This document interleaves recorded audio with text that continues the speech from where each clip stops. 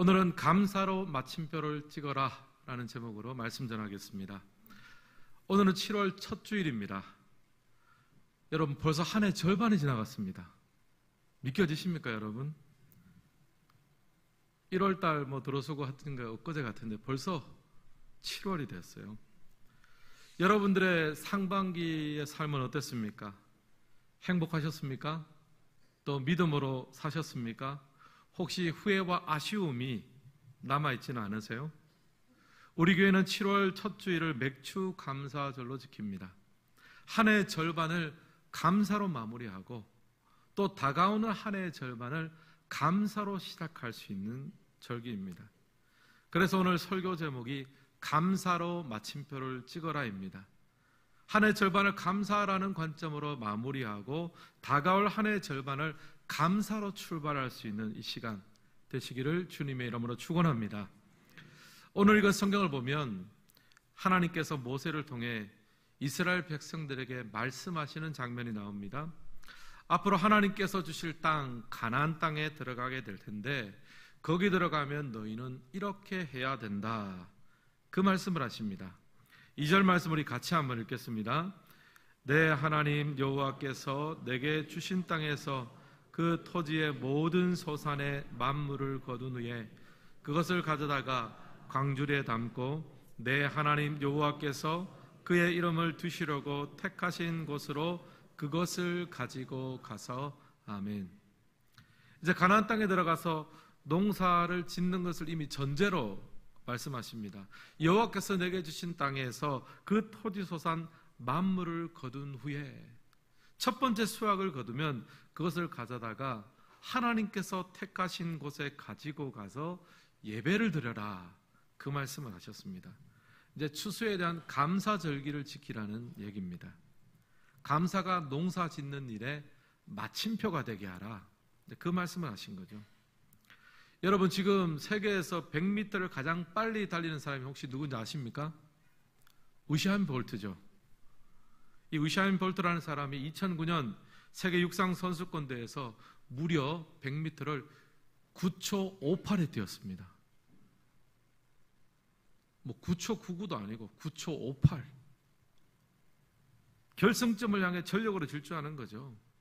여러분, 만약 아무리 빠른 사람이 있다고 해도 결승점이 아닌, 목표 지점이 아닌 다른 것을 보고 질주하면요, 아무리 빠른 사람도 메달을 딸 수가 없습니다. 방향이 중요하고 목표가 중요한 거죠. 우리 신앙생활도 마찬가지입니다. 목표를 향해 달려가야 됩니다. 방향을 정확히 잡아야 돼요. 우리 신앙생활의 종착점, 신앙생활의 방향, 마침표는 무엇입니까? 바로 감사예요. 감사로 마침표를 찍어야 됩니다. 사도 바울은 데살로니가 전서에서 범사에 감사라고 했습니다. 이 말은요, 시작할 때도 감사하지만 과정에서도 감사하고 결론에서도 감사하라. 감사로 마침표를 찍어라. 그 말씀이에요. 사랑하는 성도 여러분, 오늘은 맥주 감사절입니다. 우리 모두 감사로 마침표를 잘 찍을 수 있기를 주님의 이름으로 소원합니다.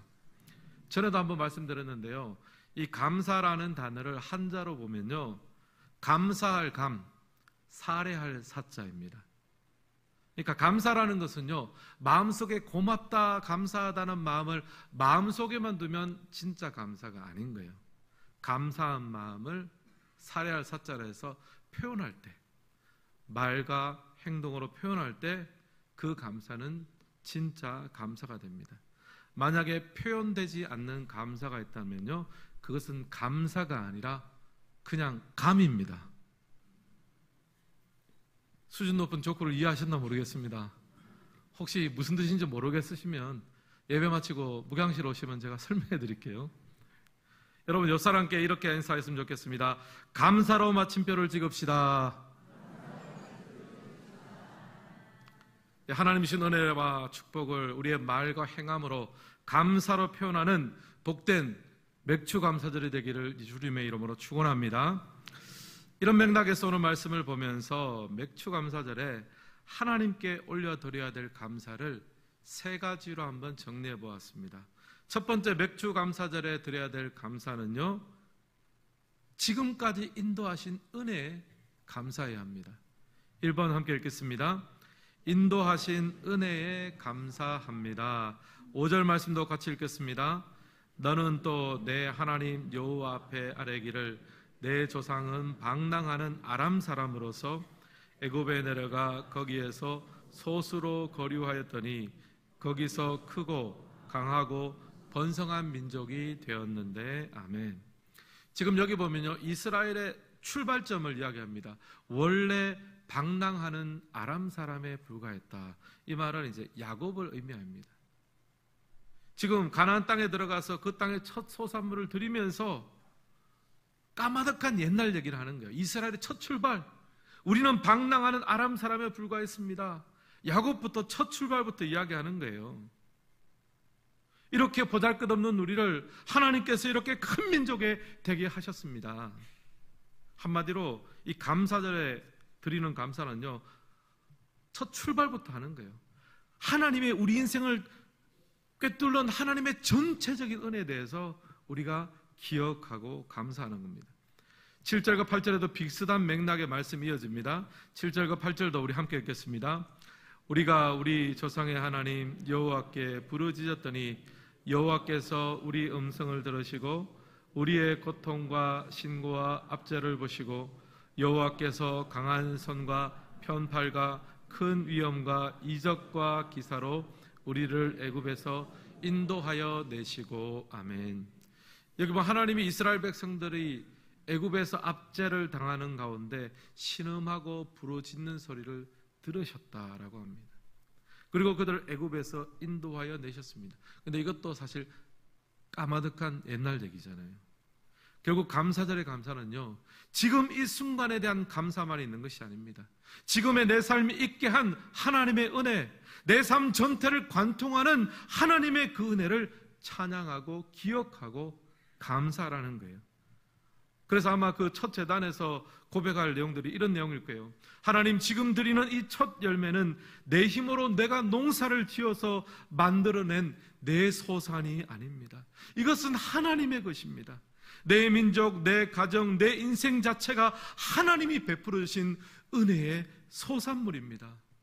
주님, 내 손에 있는 이 소산물을 드리지만 주님, 저를 주님 앞에 드립니다. 아마 이런 마음으로 첫 번째 감사절을 지났을 거예요. 사랑하는 성도 여러분, 맥주 감사절은요, 우리에게 첫 출발로, 초심으로 돌아갑니다. 아무것도 없었을 때, 떠돌던 아람 사람처럼 아무 존재도 아닐 때, 그럼에도 불구하고 우리의 기도와 탄식을 들으신 하나님, 그럼에도 불구하고 우리를 여기까지 인도해 주신 하나님, 그 하나님께 내 인생을 관통한 주의 은혜에 감사함을 드립니다. 이제 이 고백을 하라는 거죠. 설교를 준비하면서 생각해 보니까 우리의 감사가 너무 얕아졌다, 그런 생각을 합니다.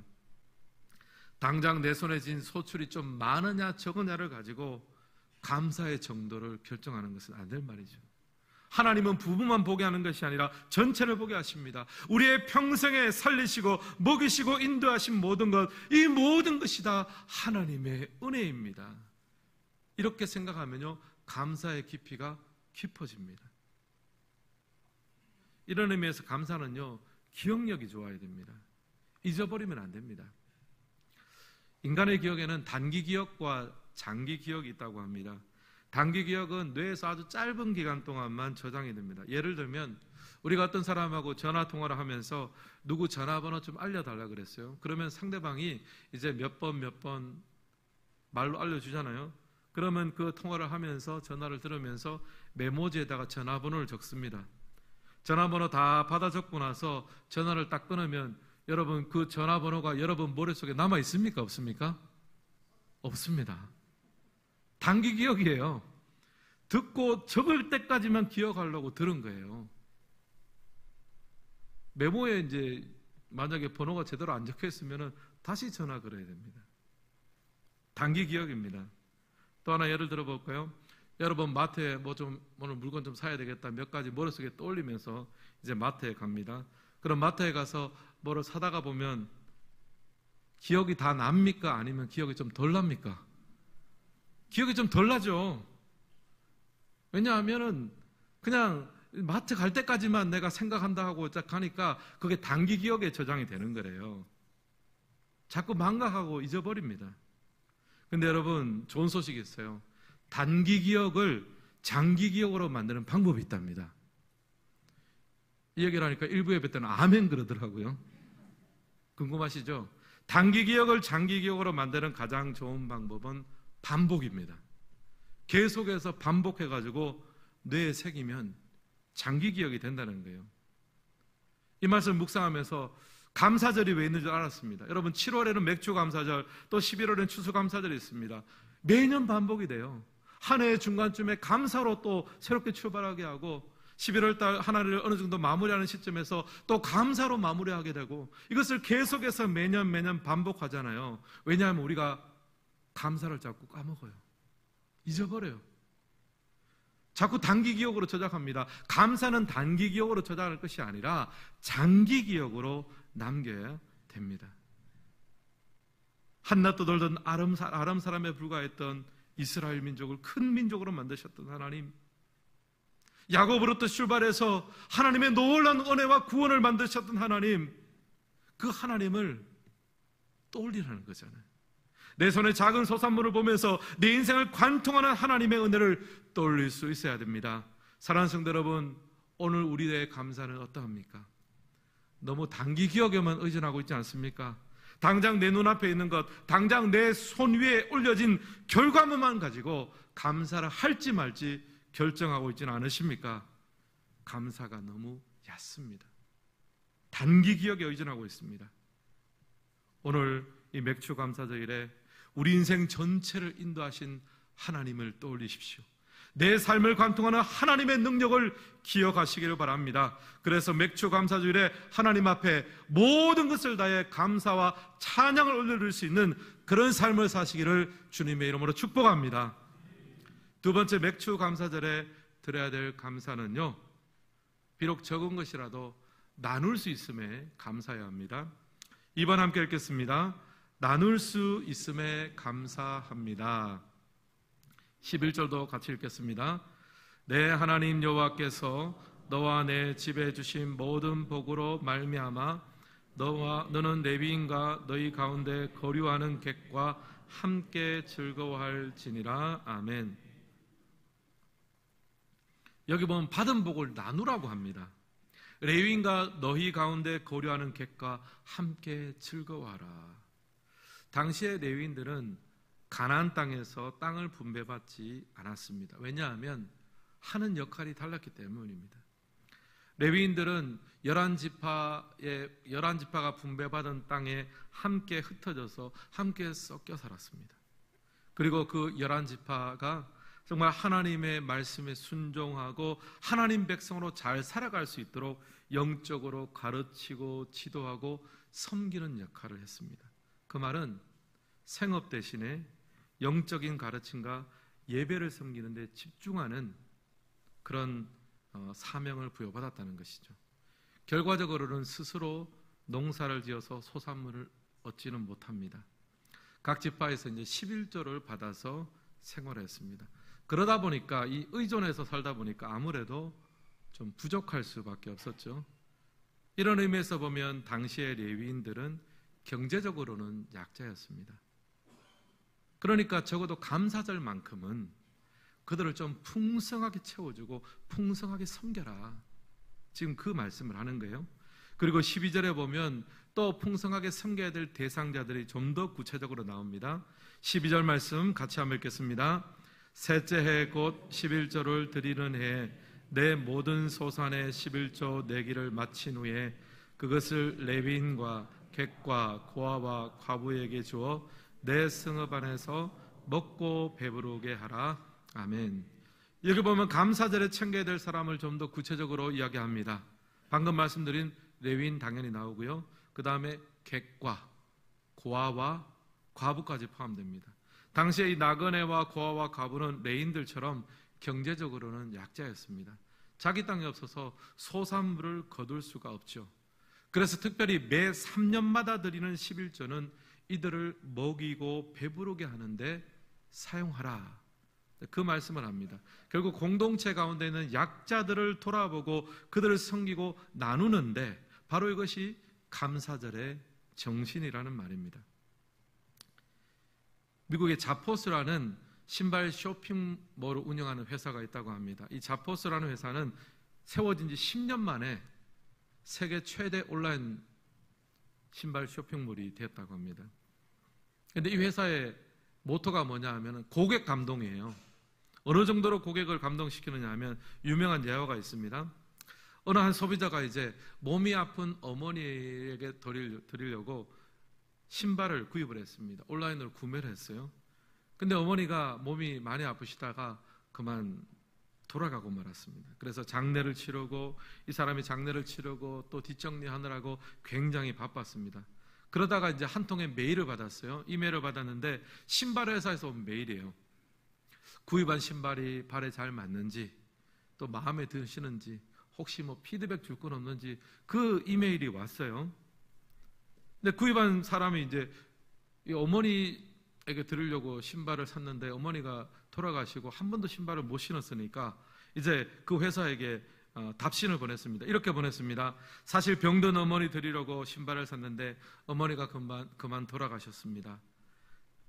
신발을 한 번도 신지를 못하고요. 그리고 장례 치르느라 신발을 반품할 시점을 넘겼습니다. 혹시 반품이 가능할까요? 이렇게 답신을 보냈어요. 얼마 후 회사에서 답장이 왔습니다. 택배 직원을 보내서 신발을 반품 받아주겠다는 거예요. 그리고 그 다음 날 그 회사에서 꽃다발과 카드를 보냈어요. 어머님이 돌아가시고 마음이 얼마나 헛헛하고 아쉽겠느냐 하면서 위로하는 마음으로 꽃다발하고 카드를 신발을 파는 회사에서 보냈다니까요. 이 사람이 이제 그날부터 이 회사에 뭐가 됩니까? 홍보대사가 되는 거죠. 무급 홍보대사가 돼가지고 이런 회사가 있다는 거죠. 여러분, 한 고객의 사연을 그냥 흘려듣지 않고 한 다발의 꽃과 카드를 보낸 마음, 작은 것이라도 나누고자 하는 마음이 고객을 감동시켰습니다. 사랑하는 성도 여러분, 맥주 감사절은요, 아무리 적은 것이라도 하나님이 주신 것들을 이웃과 함께 나누는 날입니다. 적더라도 괜찮습니다. 특별히 경제적 자립이 어려운 이웃들을 섬겨야 됩니다. 장애인과 고아와 과부, 또 오늘날의 레위인에 해당하는 미래자립교회와 경제적으로 어려운 목회자들을 섬기는 데도 사용해야 합니다. 이것이 바로 감사절의 정신이에요. 오늘은 우리가 그동안 모아둔 물품을 굿윌스토어에 기부하는 날입니다. 여러분 지난주부터 해서 주중으로 계속해서 좋은 물품들을 가져다 주셨습니다. 그래서 주중과 또 오늘 오전에도 이미 여러 차례 물품을 굿윌스토어로 이미 보냈습니다. 또 이제 마지막까지 이제 오늘까지 또 여러분 기부할 수 있습니다. 이렇게 우리가 모아서 기부하는 물품을 통해서 우리가 사회에 함께 살아가는 장애인들에게 일자리를 창출하고 이 지구의 환경을 보호하는 데 동참할 수 있으니까 얼마나 감사한 일이에요.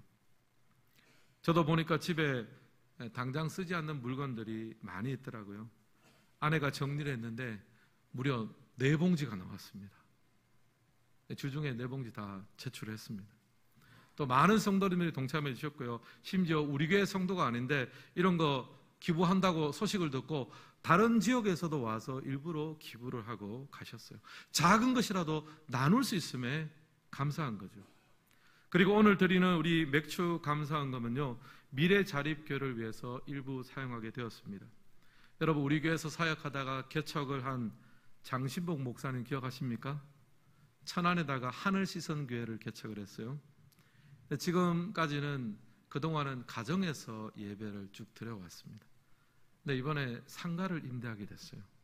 상가를 얻고 예배당을 또 꾸미려면 얼마나 할 일이 많아요.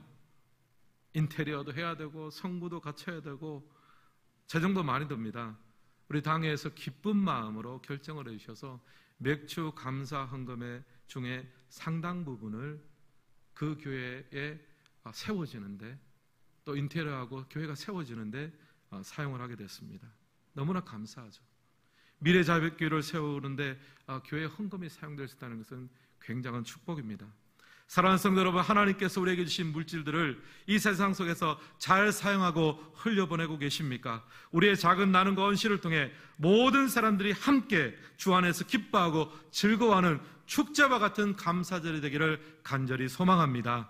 마지막 세 번째로 맥주 감사절에 드려야 될 감사는요, 복 주실 것을 믿고 감사해야 합니다. 3번 같이 한번 읽겠습니다.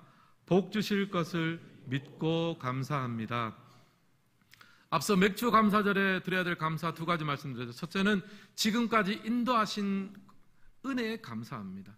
당장 내 손에 쥐어진 소산물의 많고 적음의 여부에 따라서 감사할까 말까를 결정하는 것이 아니라 내 인생 전체를 관통하는 하나님의 은혜, 지금까지 인도하신 그 은혜를 바라보며 감사합니다. 그리고 1년에 2차례 감사절의 반복을 통해서 감사가 우리의 체질이 되고 습관이 되고 태도가 되어야 되겠습니다. 그리고 둘째로는요, 적은 것이라도 나눌 수 있음에 감사해야 합니다. 레위인과 고아와 과부를 돌보고 섬기는 것이 감사절의 정신입니다. 비록 적은 물질과 헌신이라도 섬길 수 있는 것, 나눌 수 있음에, 흘려보낼 수 있음에 감사해야 되겠습니다. 그리고 마지막으로 맥주 감사절에 드리는 감사는요, 미래에 하나님께서 복을 주실 줄을 믿고 감사하는 겁니다. 15절 말씀 같이 한번 읽겠습니다. 원하건대 주의 거룩한 처소 하늘에서 보시고 주의 백성 이스라엘에게 복을 주시며 우리 조상들에게 맹세하여 우리에게 주신 젖과 꿀이 흐르는 땅에 복을 내리소서 할지니라. 아멘. 여기 보면 모세가 하나님께 복을 주시라고 탄원하는 기도를 하라고 지금 백성들에게 이야기합니다. 원하건대 주의 백성에게 복을 주십시오. 모세는 하나님이 복 주실 것을 믿고 기도하라, 지금 그 얘기를 하는 거예요. 사랑하는 성도 여러분, 하나님이 여러분의 인생에 복을 주실 줄은 믿습니까? 지금 당장 내 손에 쥔 결과물이 내 삶의 전체가 아니라 마침내 우리 인생을 인도하시고 당신의 은혜와 구원의 능력으로 풍성하게 채워주실 하나님을 믿는 믿음이 오늘 감사절의 능력이 될 줄을 믿습니다. 이 믿음을 가지고 선행하여 감사하는 것이 감사절인 거예요. 감사절은 우리에게 도전합니다. 현실주의자가 되지 말고 믿는 자가 되라고 합니다. 당장 내 손에 쥔 소산물의 많고 적음에 따라 감사의 여부를 결정하는 자가 되지 말고 믿음으로 먼저 선행하여 하나님이 내 삶을 주장하시고 인도하고 계시니 하나님 감사합니다, 선행하는 감사를 선포하시기를 주님의 이름으로 축복합니다. 우리 교회가 이제 2년 전에 이 본당을 아름답게 리모델링을 했습니다. 지은 지가 30년이 되니까 손볼 곳이 필요했죠. 사실 교회에 있어서 시설 자체가 중요한 것은 아닙니다. 예배가 중요하고 말씀이 중요하고 사람이 중요합니다. 하지만 교회는 세상 가운데 있습니다. 세상과 소통하고 세상 사람들을 전도하기 위해서는 시설이 필요하고 또 시설이 중요합니다.